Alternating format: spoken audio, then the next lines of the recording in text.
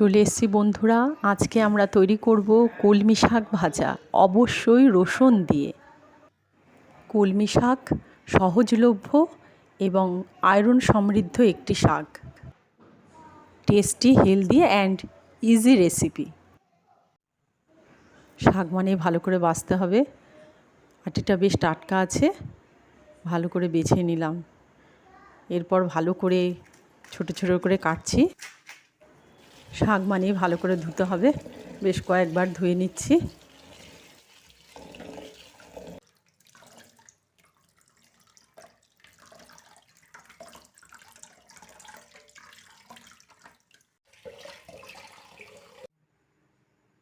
রসুনেরও খোসা ছাড়িয়ে নিচ্ছে। রান্নাটি করার জন্য যেসব উপকরণ লাগছে তা হলো লবণ, হলুদ, কাঁচা লঙ্কা আর রসুন বেশ ভালো করে কুচো কুচো করে নিলাম। আর তার সাথে লাগছে সর্ষের তেল। কড়াতে সর্ষের তেল গরম করে তার মধ্যে রসুন কুচি দিয়ে দিলাম। এরপর শাক দিয়ে দিলাম। ধীরে ধীরে সব উপকরণ, হলুদ, লবণ, লঙ্কা সব আস্তে আস্তে দিয়ে দেবো।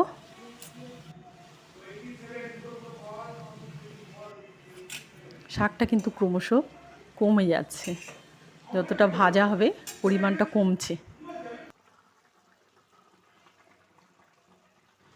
এবার একটু শাকটা ঢেকে দেবো। ঢাকা থাক শাক, আমরা বরং ঘুরে আসি আমার ছোট্ট ব্যালকনিটা থেকে।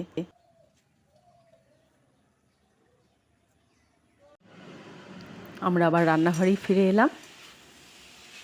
শাক প্রায় হয়েই এসেছে, বেশ ভালো করে নাড়াচাড়া করে নিচ্ছি।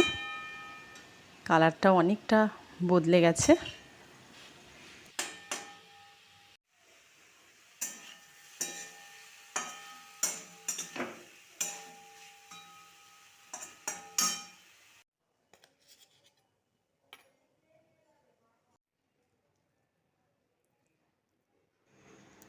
আজকে তৈরি হয়ে গেল কলমি শাক ভাজা। গরম ভাতে প্রথম পাতে কলমি শাক ভাজা, ওয়াও!